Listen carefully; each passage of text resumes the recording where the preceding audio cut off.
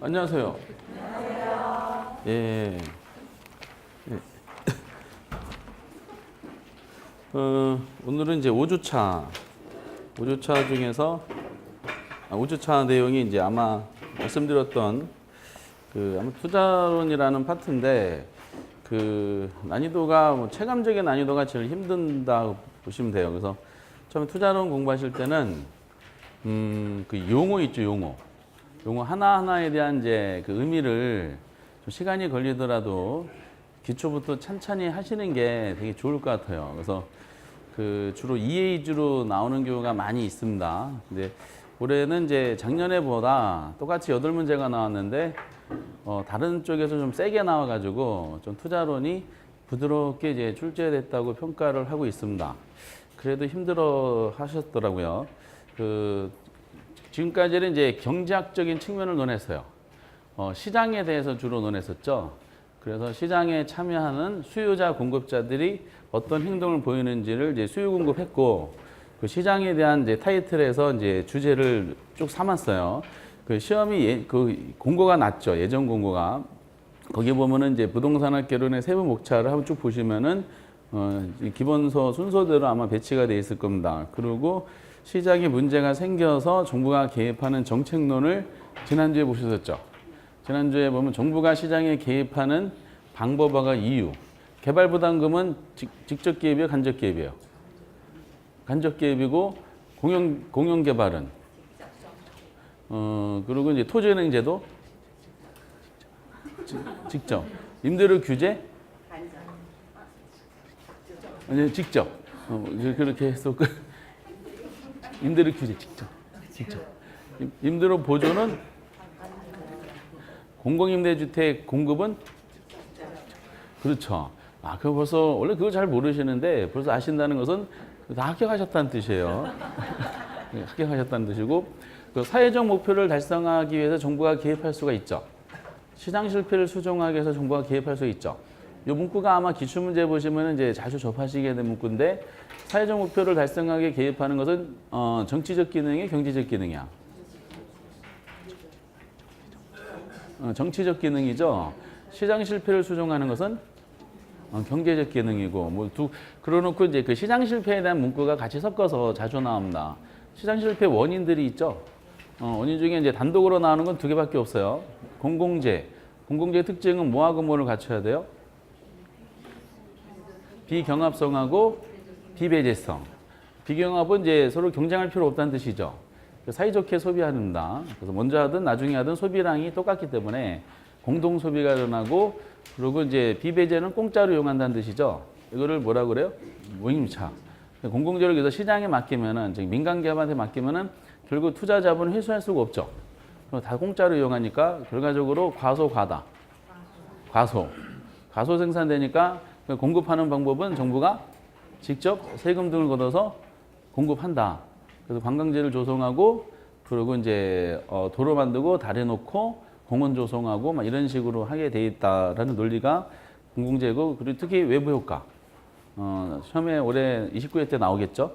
단독으로 나올 가능성이 많고, 그리고 이제 주택 정책 중에 임대주택 정책, 임대료 규제, 균형보다 낮게 통제하면 초과 수요, 초과 공급.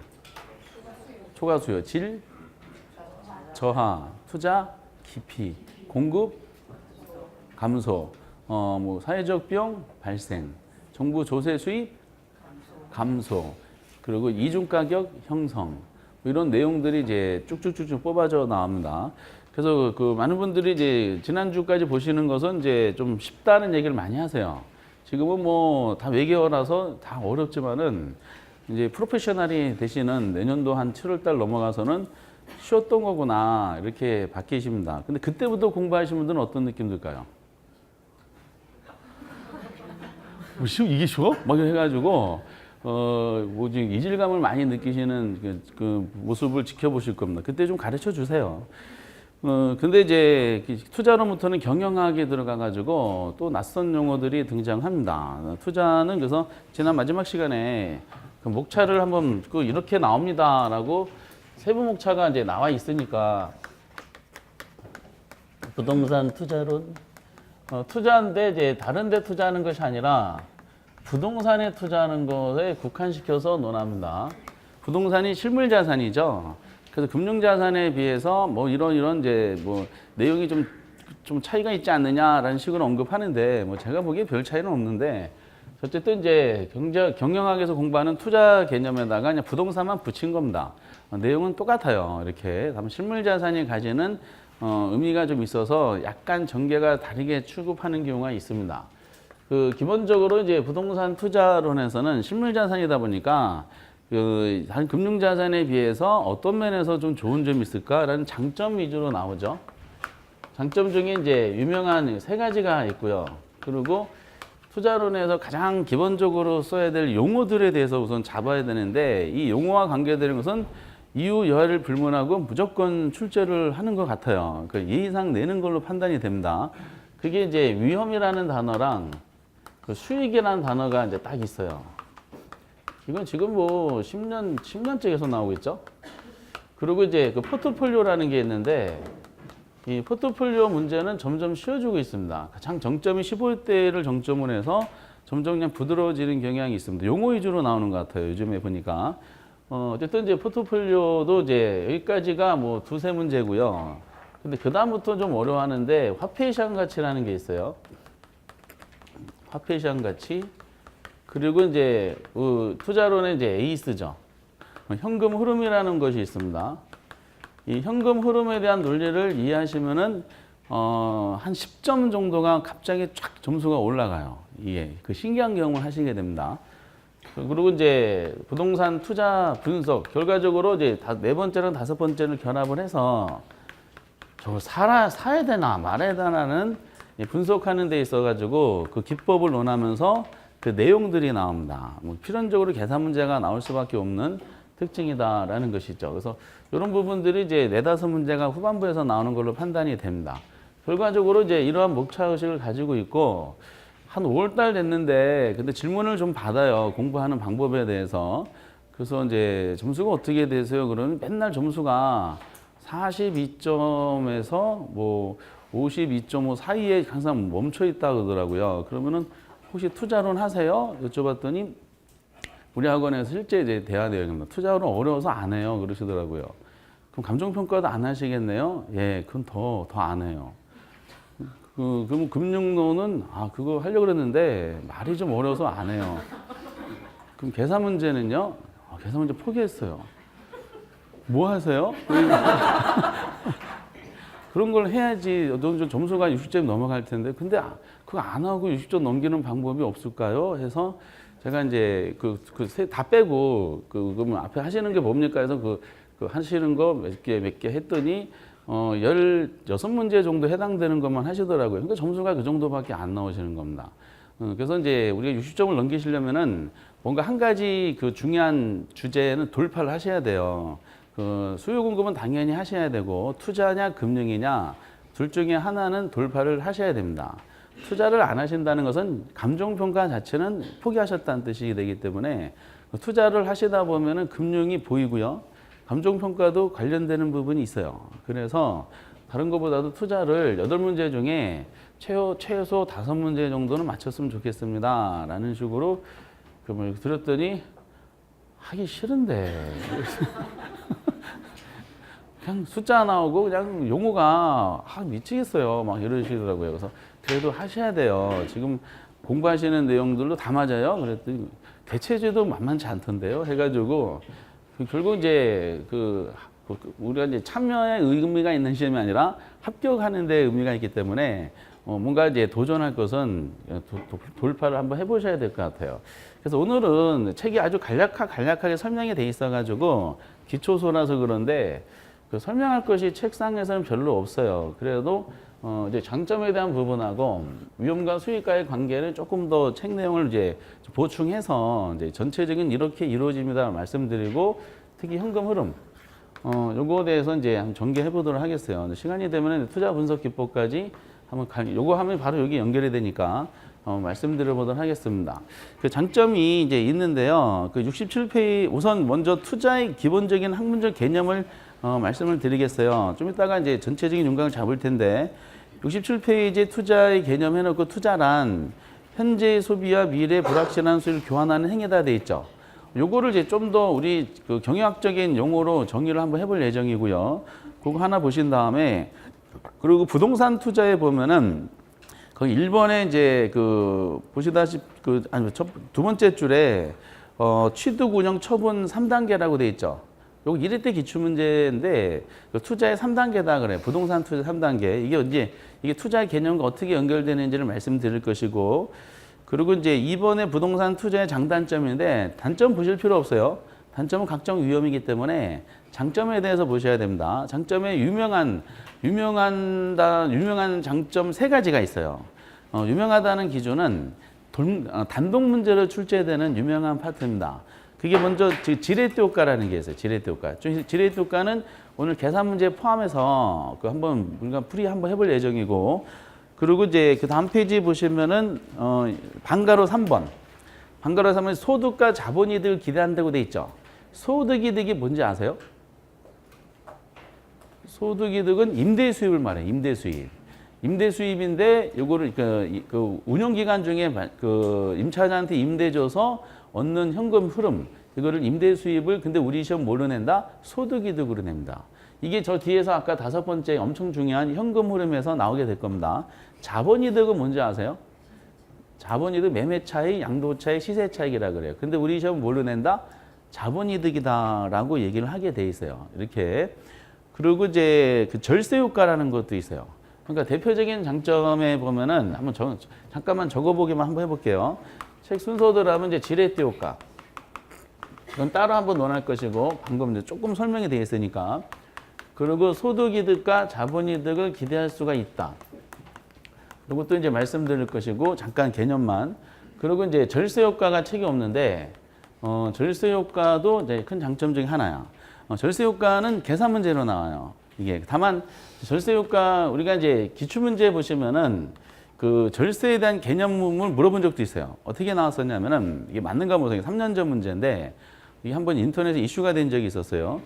그 절세는 합법적이고 탈세와 조세 회피는 불법적이다. 이렇게 표현한 지문이 있습니다. 다음 중 틀린 걸 찾으라 그랬을 때 이거 맞는 말이야, 틀린 말이야? 절세는 합법이고 탈세와 조세 회피는 불법이다. 그렇죠. 그 지문이 틀린 지문이었었어요. 그리고 그게 정답이야. 그래서 그런데 많은 분이 인터넷에서 조세 회피가 그럼 합법이냐? 불법이 아니지 막 이렇게 해가지고 했는데 절세라는 것은 말 그대로 합법적인 방법으로 세금을 절약하는 걸 말합니다. 탈세는 불법적인 방법으로 세금을 횡령하는 걸 말해요. 여기까지 맞죠? 근데 조세 회피는 불법이 아니야. 조세 회피는 우리가 조세 기차에 논하겠지만은 경제적인 방법으로 세금을 절약하는 거를 조세 회피라 그래요. 때문에 조세 회피를 하는 사람이 많아요. 경제적인 방법으로. 이건 이제 수요금의 탄력성을 통해서 우리가 조세 정책을 논하게 될 텐데, 때문에 조세 회피는 불법이 아니다라고 이제 우선 기억해 주시고, 어쨌든 이제 이런 식으로 경제학적으로 논하게 됩니다. 근데 우리는 계산 문제가 나올 거거든요. 그럼 우리 시험에서는 어떤 면에서 절세 효과가 있는지 그 우선 내용을 알고 계셔야 돼. 우선 돈을 이제 그 부동산 비싸니까 대출 받아서 하는 게 많죠. 대출 받으면은 은행 빌린 거 안 갚으면 좋겠죠. 안 갚는 사람이 진정한 능력자죠. 전화 와도 버티고, 그리고 이제 결국 이제 부채가 계약 이자부터 막 넘어가가지고 10만 원 불렸는데 이게 나중에 한 이제 1조까지 돼버렸죠. 계속 버티고 나중에 탕감해 주겠죠. 그래서 이제 다만 어느 부분에 대한 절세 효과가 있는지를 이제 따져보기 위해서 은행 돈에서 빌린 거를 갚아 나가야 되는데 원금을 상환하고 이자도 나가잖아요. 근데 이제 여기서 절세 효과 부분이 뭐냐면은 원금 상환분은 절세 효과를 구성하는 요소가 아닌데 비용으로 처리되는 이자 있죠, 이자. 이자가 차입금의 이자. 이것이 이제 계산 문제 할 때 되게 중요합니다. 빌린 돈에 대한 이자가 절세 효과를 구성하고, 그리고 주로 매입한 것이 이런 수익을 창출하는 건물 등이거든요. 건물은 이제 삼각자산이죠. 감가상각비. 이 두 가지를 꼭 기억을 해 놓으셔야 돼. 요거를 투자론에서는 절세 효과라고 그러는데 금융론에서는 세금 감면 혜택이 있다 이렇게 나옵니다. 이거 작년에도 나왔던 지문입니다. 지문으로. 근데 다만 요것을 어떤 식으로 이제 절세 효과가 나타나는지를 저희 현금 흐름에서 계산 문제로 나오게 될 거야. 그 올해 안 나왔기 때문에 내년도는 뭐 100%다라고 할 정도로 나중에 공식이기 때문에 쉬워요, 이렇게. 그리고 이제 요 세 가지가 독립된 문제로 주로 계산 문제로 출제되는 유명한 세 가지 장점이고요. 좋은 말 나오면 나머지 다 장점이야. 그중에 지문으로 잠깐 나오는 게 여러분 인플레이션이란 말 많이 들어보셨죠? 인플레이션이 무슨 뜻이에요? 그렇죠? 그 뜻을 말합니다. 정확하게 아시는데요. 인플레이션이라는 것은 물가 상승이죠. 물가가 상승하면은 화폐 가치가 떨어지는 거를 우리는 인플레이션이라 그럽니다. 그래서 현금 자산을 집에 계속 보관하고 있어요. 1억이라는 현금 자산을 집에 보관하고 있으면은 시간이 지나면은 그 1억이라는 구매력이 점점 하락해요? 아니면은 하락해요? 그렇죠. 그게 인플레이션에 대해서 화폐 가치가 하락한다는 논리죠. 그러면 그거를 이제 화폐 가치가 하락하는 거를 방지하는 거를 해칭이라 그러죠. 화폐 가치가 하락하면은 구매력이 상실되는데 해칭이란 말은 구매력이 상실되는 거를 방어하는 역할, 이거를 이제 보통 인플레 해칭 기능이다 해놓고 부동산 투자의 장점으로 지문으로 가끔 나와요. 이것은 상식적인 지문이라서. 근데 현금 자산 만약 1억 가지고 있다. 그를 은행에 보관하면은 은행에 예금하면 인플레 해칭 기능이 있나 없나요? 당연히 있지. 은행에 집어넣으면 뭘 쳐줘? 이자를 쳐주잖아, 이자. 그러다 보니까 근데 다만 이게 완벽하진 않죠. 물가 상승률이 1년 동안에 만약에 5%인데 이자 예금 이자율이 만약 1%다. 방어는 했지만 좀 부족하죠. 그럼 1억 원이라는 돈은 은행 예금 부족하구나, 해칭 기능이 충분하지 않구나. 그러면은 부동산에 투자하는 거죠. 1억짜리 부동산 사면은 1년 동안에 인플레이션 5%인데 부동산 가격 상승률이 있잖아요. 상승률은 몇 프로일까? 한 평택 지역 제가 조사해 봤거든요, 어제까지.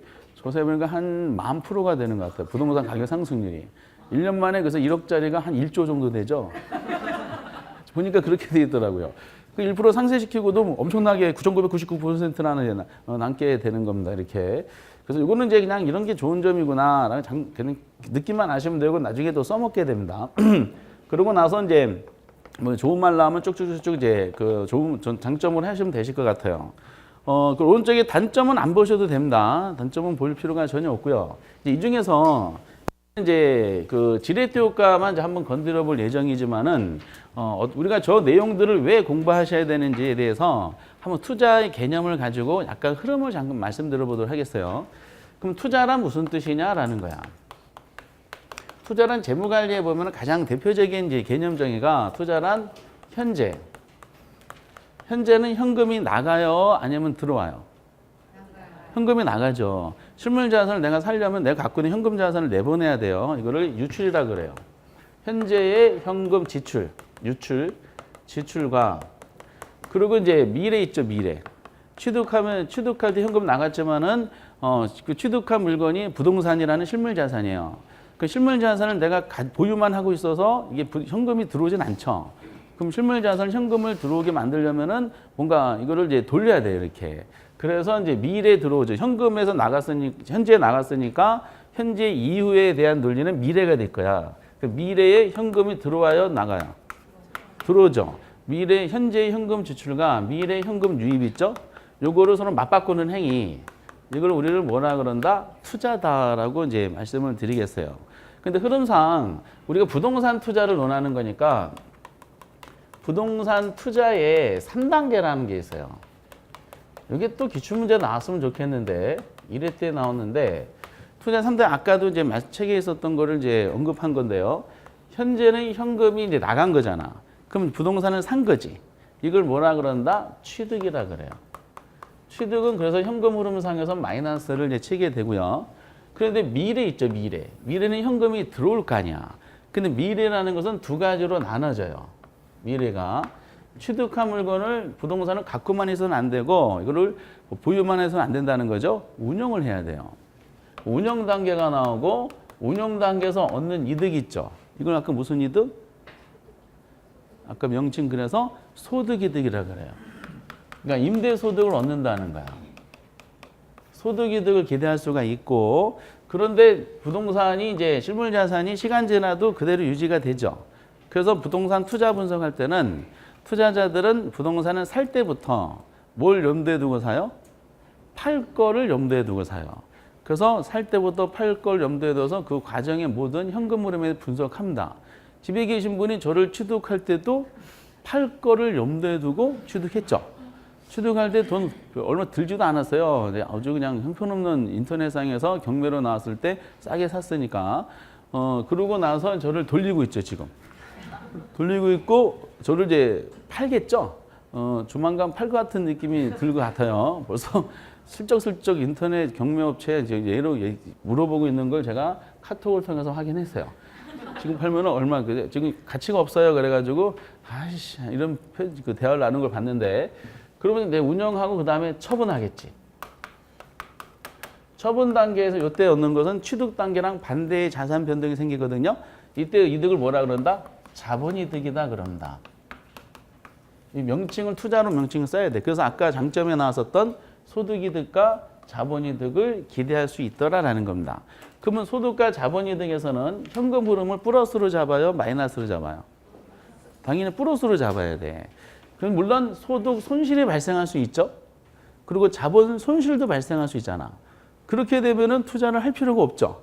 그럼 손실이 발생하면은 취득할 때 돈 나가고 운영하면서 돈 나가고 처분하면서 오히려 돈 나갔다 그러면은 투자를 할 필요가 없기 때문에 기본적인 모델이 이 두 가지를 뭐 한다? 이제 그 플러스로 잡는다라는 논리입니다. 그래서 소득과 자본이득을 기대할 수가 있다. 그때 이제 소득이득을 계산하면서 이제 절세 효과가 이제 같이 등장하게 될 겁니다. 어쨌든 이런 식으로 투자란 현재 현금 지출과 미래 현금을 교환하는 건데 그 현재는 취득 단계로 표현하고 미래라는 것은 운용과 처분 단계로 표현해서 이게 부동산 투자의 3단계여라고 이제 표현하게 됩니다. 그래서 취득, 운용, 처분이라는 3단계는 계속 투자로 마지막까지 끌고 다닐 겁니다. 이렇게. 그런데 이제 시험 문제는 여기서 이제 나타난 게 현재는 현금이 나갔죠. 미래는 들어와. 그럼 만약에 여러분 같으시면은 현재 10억에 매입이 가능한 부동산이 있는데 근데 이 부동산을 분석해 보니까 얘가 1년 후에 12억에 매각할 걸로 예상이 된대. 그럼 이 부동산은 사야 될까 말아야 될까? 사야 돼요? 왜요? 이거는 주의사항이 뭐냐면은 우리는 24만 명의 시험을 보거든요. 본인 생각을 버리셔야 돼.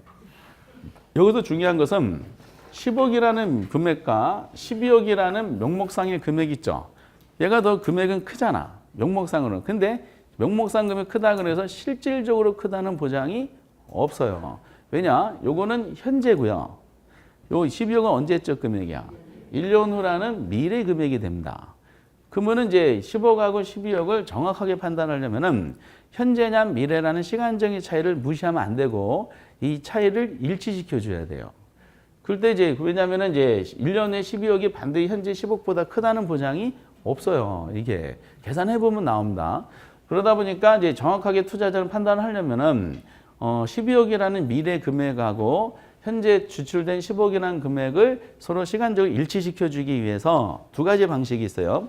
미래의 12억을 현재 시점 땡겨가지고 한번 판단하는 방법이 있고 현재 10억 원을 미래 1년 후 시점 펼쳐가지고 1년 후에서 비교하는 방법이 있어요.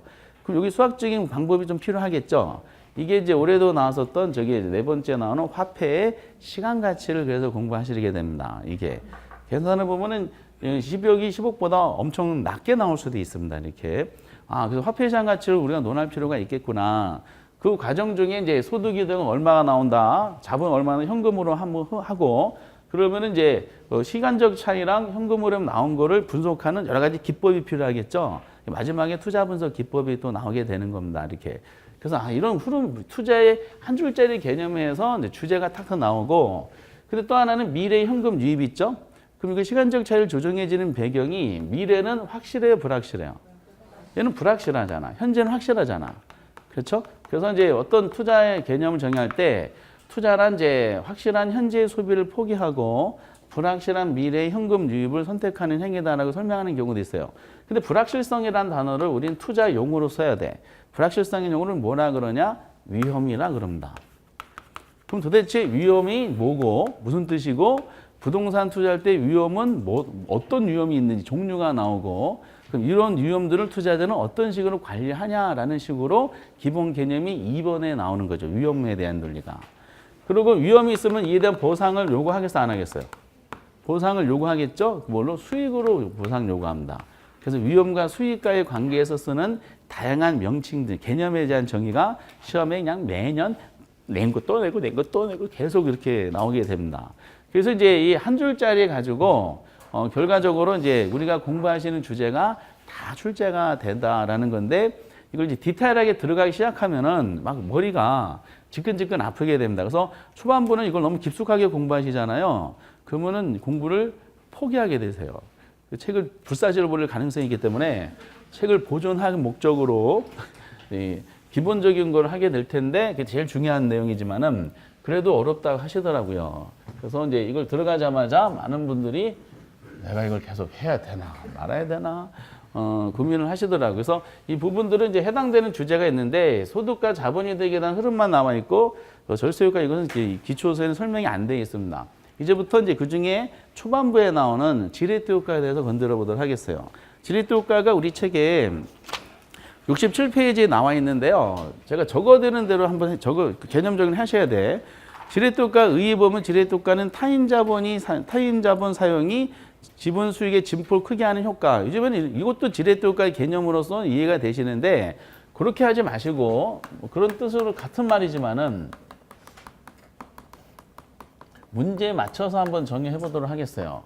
기출문제에 나왔지만은 지레트 효과는 거기에 나온 것처럼 타인 자본을 이용할 경우야. 타인 자본을 이용할 경우. 그래서 만약에 타인 자본을 이용하지 않잖아요. 지레트 효과는 나타나지 않는다. OX. 맞는 거야. 대출을 받아야 되는 겁니다. 그럼 지렛대라는 게 뭔지 아시죠? 지렛대라는 도구를 이용하면은 물건을 내 힘으로만 들어올리는 것보다 더 많은 양을 수월하게 들어올 수가 있겠죠. 그때 지렛대 역할하는 게 여기서는 뭐죠? 타인 자본이야. 타인 자본. 타인 자본을 이용할 때 물론 타인 자본을 이용할 때 긍정적이 될 수 있지만은 지렛대 가지고 이용하다 지렛대가 부러지는 경우가 있죠.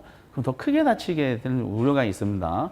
그래서 어떤 타인 자본을 이용하기. 그 다음에 중요한 단어가 여기 책에 놓지만은 부채비율이야. 올해는 부채비율 공식만 개념만 알아도 8문제 중에 1문제 맞췄어요. 부채비율의 증감이. 부채비율이 올라가고 내려가는 거 있죠. 부채비율의 증감이 어디에 미치는 효과냐? 자기자본 수익률. 자기자본은 줄여서 지분이라 그럴게요. 자기자본 수익률 또는 지분 수익률. 지분 수익률에 이제 미치는 효과, 영향력, 이거를 우리 뭐라 그런다? 지렛대 효과다라는 겁니다. 그래서 타인 자본을 이용할 경우에 부채비율의 증감이 자기자본 수익률에 미치는 효과, 이렇게 보시면 되겠고, 그리고 유명한 특징 하나 잠깐 볼게요. 특징에 보면은 이제 그 대부비율이란 말이 나올 거예요. 대부비율도 굉장히 중요한 내용입니다. LTV란 말을 많이 쓰게 되는데 대부비율이 증가할수록 말로 쓸까? 대부비율이 증가할수록 그러면은 지렛대 효과는요. 지렛대 효과는 커질까 작아질까? 그렇죠. 커지게 됩니다. 정확하게 답변하셨고요. 지렛대 대부비율이 높아질수록 은행에 돈을 많이 빌려준다는 뜻이거든요. 그럼 지렛대 효과 크기는 커져. 그 크기가 커진다는 것은 이게 긍정적으로 커질 수도 있고 부정적으로 커질 수도 있어. 긍정적, 부정적 이거를 책처럼 진폭이라고 그럽니다. 진폭이 커지게 돼. 진폭이 크면은 그만큼 안전한 거야, 불안정한 거야. 그렇죠. 그래서 커짐으로 위험은 증가할까 감소할까? 위험도 증가한다. 이렇게 이제 표현하셔야 돼요. 근데 이거를 여기 객관식 지문으로 나올 때 이게 제일 많이 나오거든요. 작년에도 보면 이게 나와 있어요. 이렇게. 근데 이제 말을 현혹시키게 만들어요. 지렛대 효과는 장점으로 어렴풋이 공부한 기억이 나는데 대부비율이 높아질수록 지렛대 효과 크기는 커지게 되므로 그만큼 위험은 감소하기 마련이다. 이렇게 이제 아주 부드럽게 표현합니다. OX. X야. 맨날 나오는 게 위험이 증가하는데 자꾸 위험이 감소한다고 나와요. 지문 또 나와도 결국 이게 또 정답이야. 감소한다. 막 이런 식으로. 그렇지 않아요. 대부분이 높아지면은 지렛대 효과가 커져서 위험이 커진다는 논리가 잘 되면 대박이지만 지렛대 효과는 잘못되면 엄청난 쪽박이라는 뜻이에요. 그 진폭이 크다는 건 플러스로 커질 수 있고 마이너스로 커질 수 있다는 뜻이니까. 대부분이 증가하면 왜 이런 일이 발생하냐? 대부분이 증가하면 부채비율이 얘가 같이 증가하기 때문에 그래요. 이렇게. 좀 일단 볼 내용입니다. 가장 유명한 게 이것이고 그 사례 중에 그 상식적인 말도 있어요. 전세를 안고 주택을 매입하는 경우도 지렛대 효과 한 예다.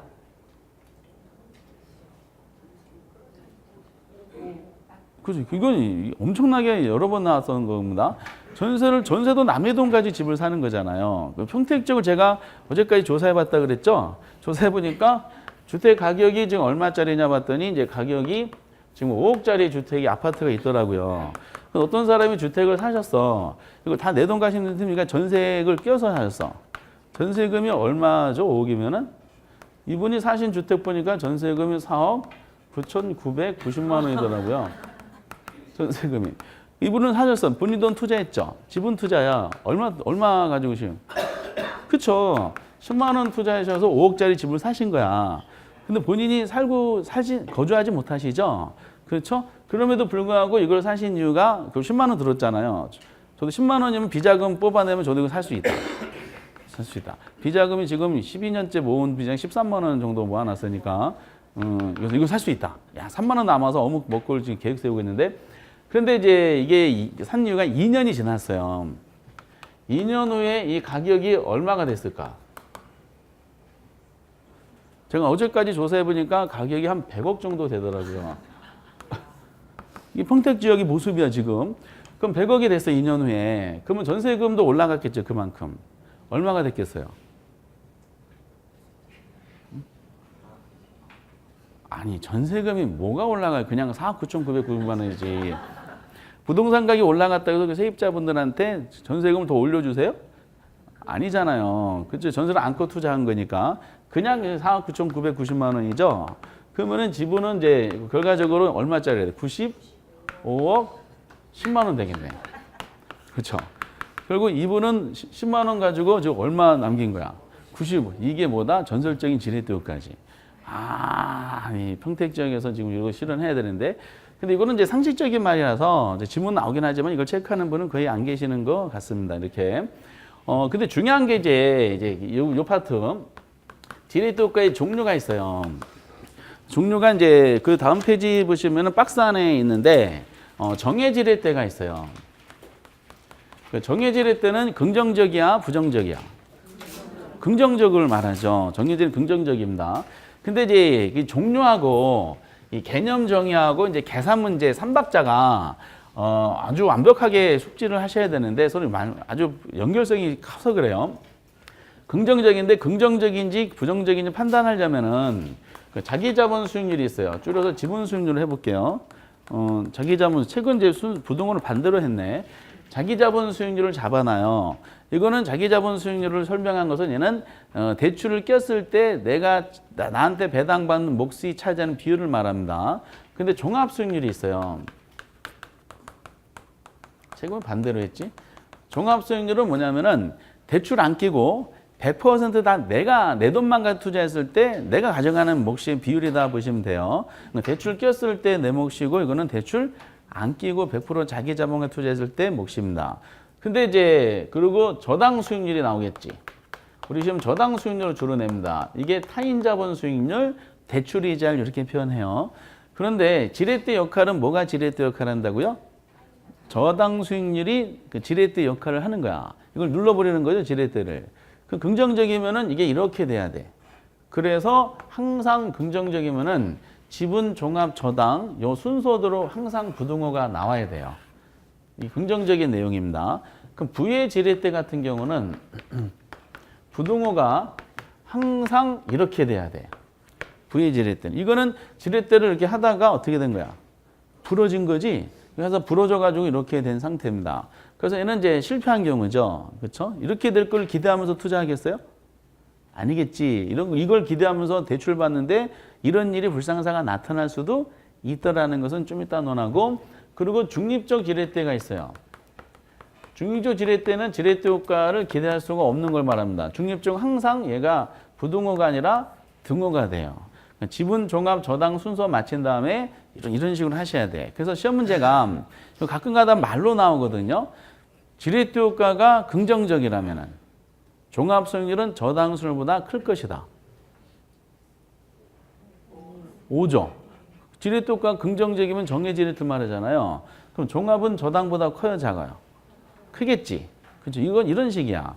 그럼 말로 나올 때는 또 다른 질문이 종합 수익률이 저당 수익률보다 크다면 그럼 정을 말한 거, 부를 말한 거야? 그렇죠? 그 바로 머릿속에 캐치가 되셔야 되고 종합이 저당보다 크다면은 종합 수익률은 지분 수익률보다 클 것이다. 말이 안 맞죠? 항상 부동호가 일관돼야 돼. 지금 종합이 저당보다 크다 그랬잖아. 그럼 부동호는 버릇이 큰 거예요. 이것이 이거보다 큰데 그 종합이 지분보다 크다. 말이 돼요? 안 되잖아. 종합이 저당보다 크면은 종합은 지분보다 작게 되는 거예요. 이런 경우가 성공한 케이스지. 지렛대 효과가 중립적이라면은 이걸 여쭤본 거죠. 출제인이. 얼마 전 문제입니다. 그러면 종합 수익률과 저당 수익률은 같을 것이다. 맞지?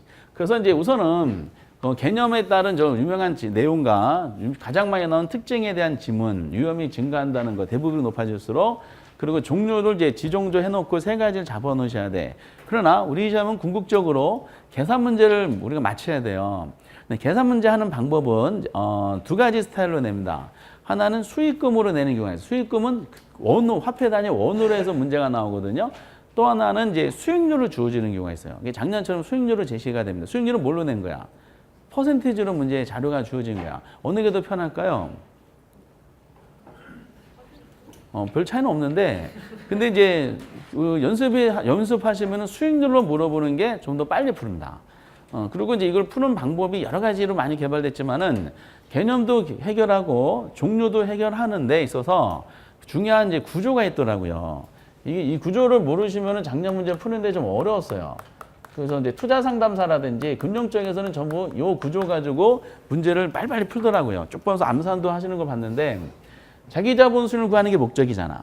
그렇죠? 이게 저당이 지렛대 하나고 모든 문제는 이게 얼마냐라고 물어보는 게 핵심입니다. 대출 꼈을 때 내가 차지하는 몫이 차지하는 비율. 지금은 좀 빠른 감이 있다 하더라도 지렛대 효과는 건드려 놓고 가야 돼요. 좀 이따 볼 위험하고 연관성이 있어서 지분 수익률인데 얘는 종합 수익률을 이코로 해놓고 종합 수익률 하셔야 돼. 종합 수익률은 100% 다 내 돈 가지고 투자했을 때 내가 가진 몫의 비율이거든요. 그러다 보니까 만약에 대출을 안 꼈다 그러면 종합하고 지분은 서로 어떻게 돼야 돼? 같아야 돼. 대출을 안 꼈으면은. 이해되세요? 그런 다음에 그 대출을 낀 거야. 대출 끼면 긍정적을 기대하면서 하잖아요.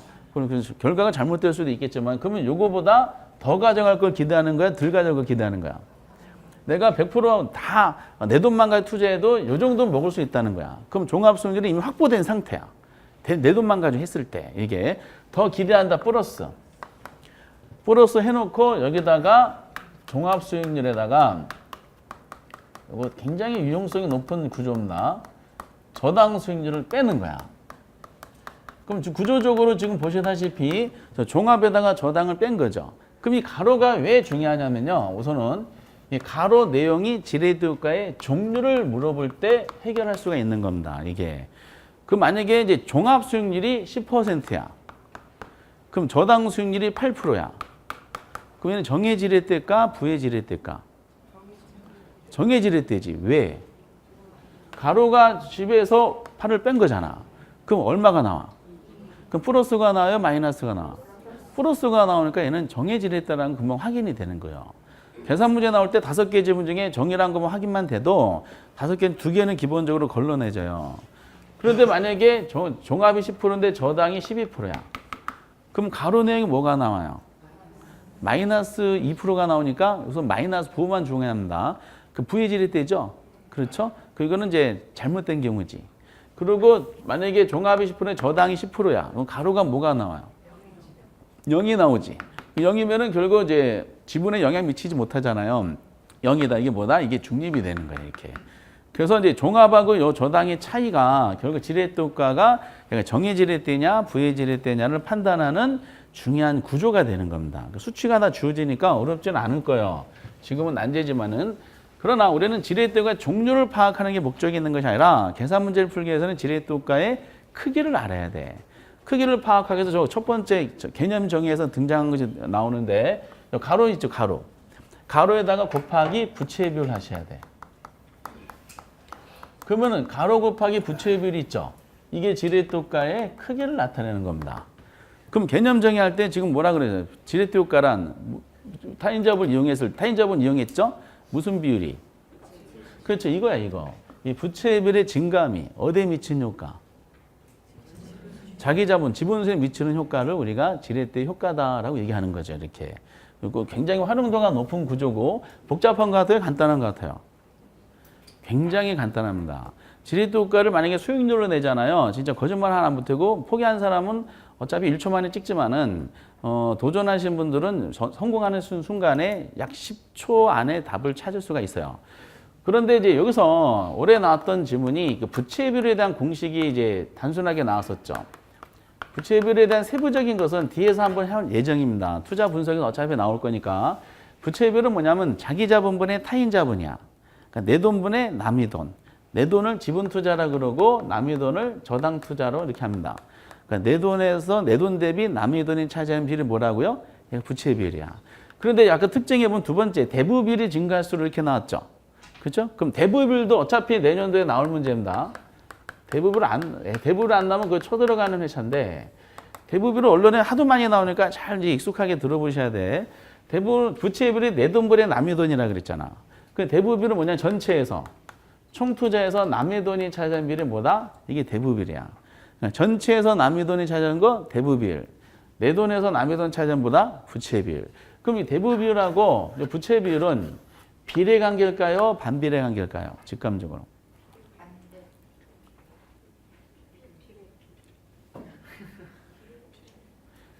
비례 관계예요? 아니면 비료 관계예요?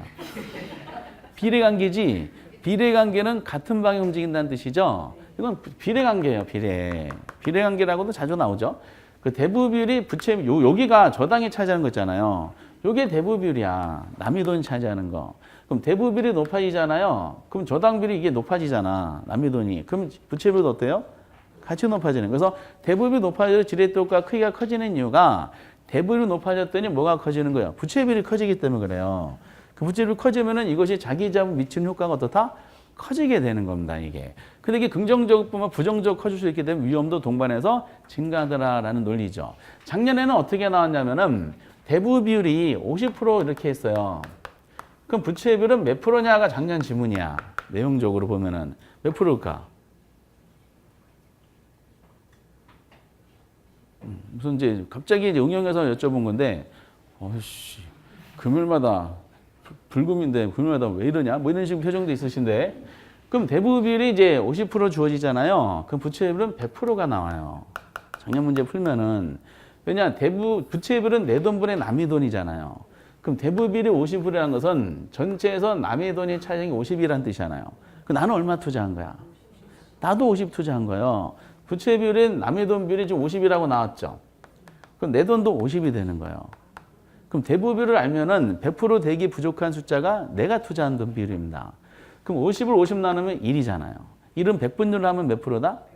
100%. 우선은 여기 또 하나 우리가 기초. 이 100분율로 하는 거 정말 지금 난제입니다, 난제. 그럼 100%를 숫자로 하면 얼마죠? 1. 이거 하신 분은 엄청난 실력이십니다. 이게 한번 5년 전에 이슈가 돼가지고 50%는 얼마죠? 이야.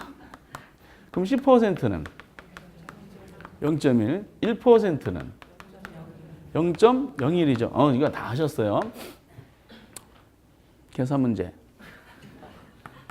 10% 곱하기 10%는 얼마일까요?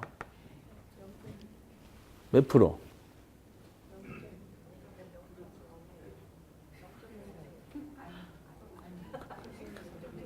그렇지. 정확하게 답변하셨어요. 지금 만장일치시로 답변하신 게 있는데 10% 곱하기 10%가 이제 몇 프로냐면 얘는 1%가 나오는 거야. 당연히 1%가 되겠죠. 이걸 100%로 하시면은 안 돼요. 지금 이 문제가 아주 그냥 지금 초반에 계산 문제 투자를 할 때 곤란한데 100이라고 하신 분은 이 10하고 10을 곱하면 100이잖아. 그렇죠? 근데 이것만 곱하면 안 되지. 퍼센티지도 곱해야 돼, 안 곱해야 돼? 곱해야 되지. 그럼 100분율 곱하기 100분율이면 퍼센티지 제곱이 나와요. 그럼 만분율이 나와, 만분율. 다시 100분율을 환산하기 위해서 또 100으로 나눠줘야 돼요. 그 뭐다? 1%가 나오는 거야, 그래서. 그러니까 힘들면은 이게 10%가 0.1이라 그랬잖아. 요것도 0.1이지. 0.1 곱하기 0.1하면 얼마 나와요? 0.0. 계산기가 지참되니까 걱정하지 않으셔도 돼. 여러분, 계산기에 퍼센티지 있어, 없어요? 거기 붙어 있어요. 루트도 붙어 있고요. 퍼센트, 계산기가 다 해주는 거야, 이렇게. 그래서 0.1이 나오는 겁니다. 그럼 하나 더. 그럼 100% 곱하기 100%가 몇 프로일까? 100% 곱하기 100%는 100%지. 그렇죠? 이거 1이고 이거 1이니까 1 곱하기 1은 1이잖아. 그렇죠? 뭐 아이씨. 그거 해야 돼. 이거 해야 돼. 이게 그래서 백분율과 백분율을 그 서로 계산 문제 데이터가 나오잖아요. 그러면 이제 하나는 숫자로 바꿔서 하는 게 편해요. 10% 곱하기 10%라고 얘가 0.1이잖아요. 그럼 바로 1%가 나오게 됩니다. 옛날에는 그래서 이 출제원들이 그 경험을 아마 해보신 분들은 저희를 배려하는 문제가 나오더라고요. 옛날에 5년 전에도 그랬지만은 예를 들어서 숫자는 좀 달라요. 근데 10% 곱하기 10%를 냈는데 많은 분들이 이거를 100%로 계산했어요. 근데 보기에 100%가 있었을까 없었을까? 없었다는 게 문제가 되죠. 그래서 이거 당연히 100% 아니야 엄청난 항의를 했어요. 근데 당연히 안 받아줬죠. 이거는. 그래서 요즘에는 보니까 자료가 10%다 이렇게 자료가 주어지지 않고 0.1로 주어지는 경우가 많이 있습니다. 제발 10%를 10으로 곱하지 말고 0.1로 하라 이런 논리입니다. 근데 이게 지금 지렛대 효과 할 때 실제로도 문제가 발생한 적이 있어서 그럼 대부비율이 50%면은 부채비율은 남의 돈 50이니까 내 돈도 50%랄 거 아니에요. 나누면 그냥 1이니까 100%라고 이제 보기가 나와. 올해 나온 거 말씀드릴까? 올해 28회 때는 대부비율 80%라고 나왔어요. 그럼 부채비율은 몇 프로다라고 보기 중에 있어. 이건 지문으로 나왔으니까 이게는 그 몇 퍼센트가 지문에 옳게 나왔을까? 이제는 느낌 감이 좀 생겨야 이건 구체적인 것은 뒤에서 한번 예정인데 대부비율이 80%라 그랬잖아. 부채비율은 내 돈분의 남의 돈이죠. 그럼 남의 돈이 몇 프로라는 거야? 80이지. 나는 얼마야? 나는 20 투자했다는 뜻이지. 80을 20으로 나누면 얼마 나와? 4가 나오지. 4는 몇 프로야? 400%가 되는 거야. 400%. 그래서 대부비율이 80%면 부채비율은 얼마다? 400%다라고 얘기하는 겁니다.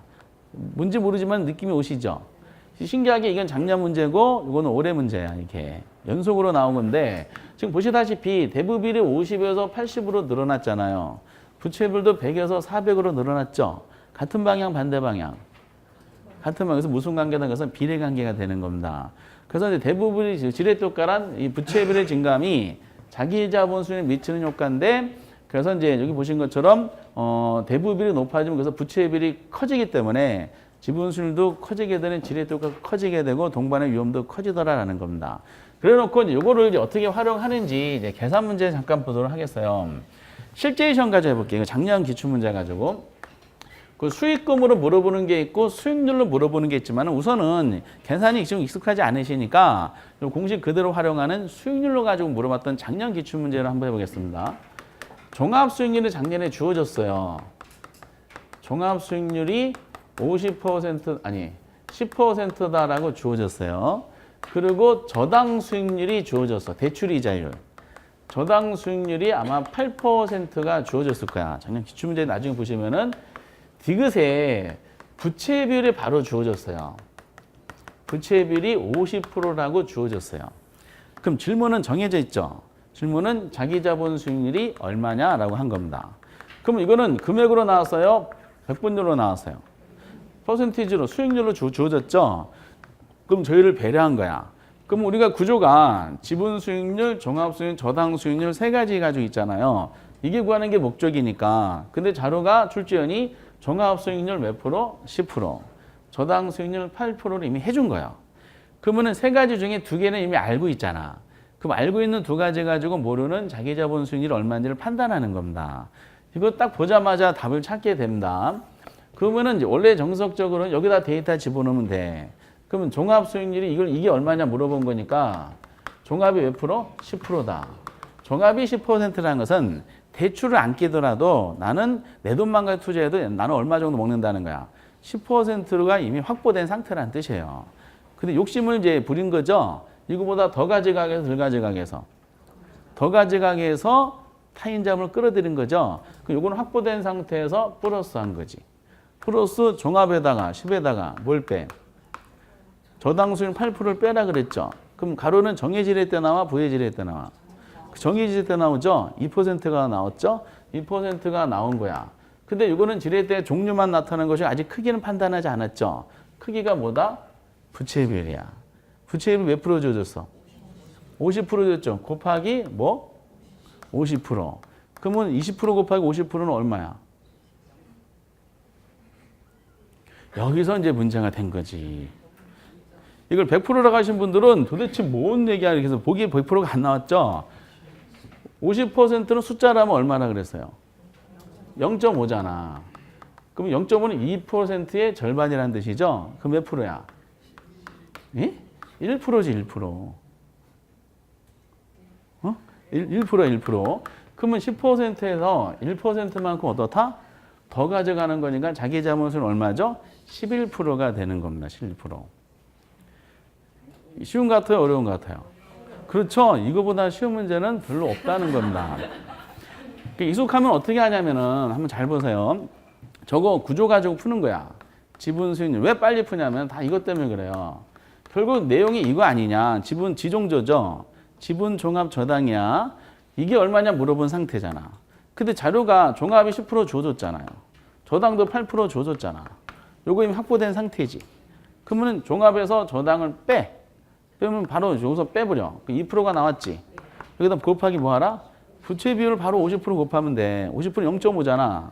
0.5니까 이 몇 프로다? 1%만큼을 더 가져가는 거니까 11%가 바로 나오게 되는 겁니다. 그래서 빨리 푸는 분들은 이거 나 주어졌네. 그러면 2 곱하기 해서 1% 더해서 11 이렇게 금방 푸는 이유가 다 그거죠. 이렇게. 분위기 짜니까 하나 더. 하나 더. 하나 더. 오늘 나눠드린 프린트 한번 보세요.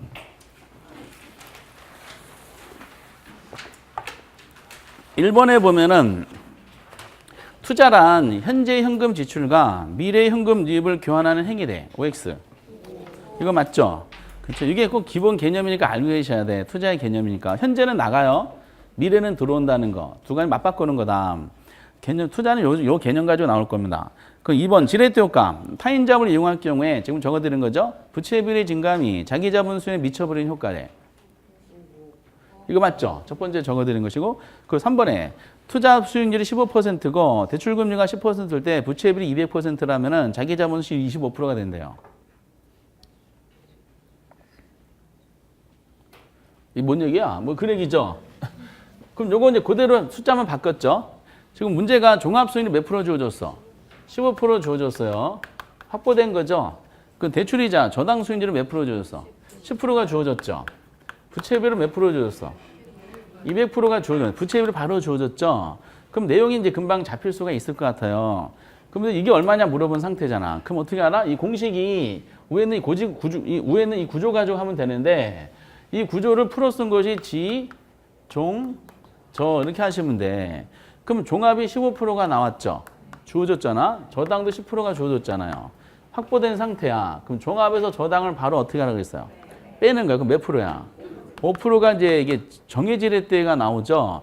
크기를 연결시켜서 뭐를 곱해야 돼? 부채비를 곱해. 부채비를 지금 몇 프로 줬어? 200% 숫자로 바꾸라 그랬죠. 200%는 뭐야 숫자가? 2가 되지. 그럼 곱하기 2 하는 거야. 그럼 5% 곱하기 2니까 몇 프로? 10%만큼을 더 가져간다는 뜻이잖아. 그럼 이미 확보된 15에다가 10%를 더한 거니까 얼마? 25가 보기에 있으면은 정답이 되는 겁니다. 뭔지 모르게 연습만 되면 하실 것 같죠? 네. 할 수 있어요, 이게 금방 푸는 겁니다. 25%. 이건 5예요, X야, 그래서. 5. 근데 이 문제를 약간 변화 주는 것이 뭐냐면은, 요건 한번 잠깐 보세요.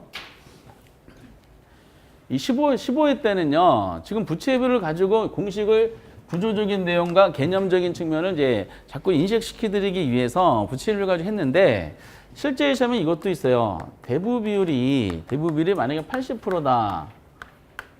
라고 주어졌을 때 자기 자본 수익이 얼마냐 많이 물어본 거예요.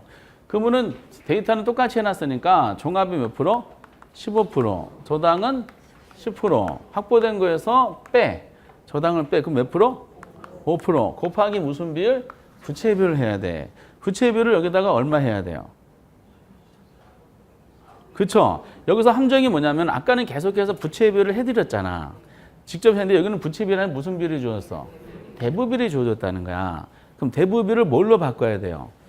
부채 비율로 바꿔야 돼요. 그럼 대부 비율이 이게 80%일 때 있죠? 그 남의 돈이 80이잖아. 그럼 내 돈은 아까 얼마라고요? 20이니까 남의 돈 주어진 거 80을 내 돈 20으로 나눠버리면 돼. 그러면은 400%가 나오는 거지. 그렇죠? 4니까. 그럼 여기다 400%를 백분율로 하려면 하나는 숫자 바꾸는 게 편하다 그랬죠. 400%는 뭐다? 4. 3은 곱하면서 5% 곱하면 4는 몇 프로야? 20%죠. 그 내 돈만 하면 15% 먹었었는데 남의 돈 꼈더니 20%를 더 가져가가지고 얼마? 35%라는 아주 초긍정적인 지렛 효과가 나타나게 되는 겁니다. 이 문제가 그 역사적이었던 그 15회 때 있죠. 그 초토화시켰던 그때 나왔던 문제입니다. 그때 이 문제 나왔을 때는 뭔 말인지 몰라서 많은 분들이 확 시험지를 찢어버렸던 상황이 있었어요. 이렇게. 내용상으로 이제 우선은 수익률로 물어보는 거를 지문화시키기 위해서 요즘에 자꾸 건드리는 것 같더라고요. 그래서 지렛 효과는 중요하다라고 우선 말씀드리면서 이 구조까지 이제 연습을 하시면 되실 걸로 판단이 됩니다. 어쨌든 이제 작년에 나왔어요. 올해 안 나왔어. 작년에 단독 문제로 나왔는데 그럼 내년도는 29회 때는 가능성이 좀 높아졌어요. 그냥 쉬운 문제 다 계산 문제가 어렵게 내는 것이 아니라 투자론에서 그래도 이 정도는 뭐 풀만하네 해서 제시되는 쉬운 테마가 두 군데가 있는데 그 중에 하나가 지렛 효과입니다. 많은 분들 말씀하시기에 이거는 계속해서 반복 학습을 해드릴 예정입니다. 올해는 이런 식으로 해서 이제 위험의 그 부동산 투자의 장점에 대해서 주로 중요한 것이 이렇게 돼 있고 왜 우리가 이런 주제들을 공부하시는 거에 대해서 한번 약간 맛배기를 봤고요. 두 번째 내용으로 이제 그럼 위험이 무슨 말이고 관계되는 수익이 어떤 게 있는지 요 내용들을 페이지 69에 보시면은 2번 해놓고 위험과 수익에 대한 논리가 나옵니다. 이것도 용어 풀이를 한번 해보도록 예정이에요. 그래서 어떤 내용인지 조금만 주무셨다 하도록 하겠습니다. 이렇게.